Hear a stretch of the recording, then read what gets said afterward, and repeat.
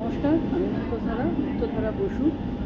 তো ফেসবুক খুলতেই একটা খুব চর্চা মহিত রঞ্জন ঘোষ, সাংবাদিক মহিত রঞ্জন ঘোষ রিজাইন করেছে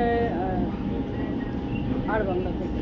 আর তো জানি না, আমার মহিত রঞ্জন ঘোষকে কখনো সাংবাদিক কম আর দলের মুখপাত্র বেশি মনে হয়েছে। তো শুধু মহিতরঞ্জন ঘোষ কেন, এখন তো বেশিরভাগ সাংবাদিককেই আমি সাংবাদিকতা নিয়ে পড়াশোনা করেছি, তো আমি যেটা পড়ে এসেছি বা যেটা জেনে এসেছি সেটা যদি ঠিক করে আসে, তাহলে তো এখন যারা সংবাদ মাধ্যমে বেশিরভাগই সাংবাদিক কম মনে হয় আর কোনো না কোনো দলের মুখপাত্র বেশি মনে হয়।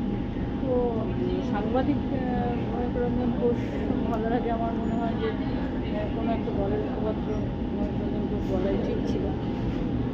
সেটা নিয়ে চলছে, এত চর্চা চলছে। আমার এটুকুই বলার ছিল যে সাংবাদিক বলাটা কি আদৌ ঠিক হচ্ছে, মানে কতটা ঠিক আছে।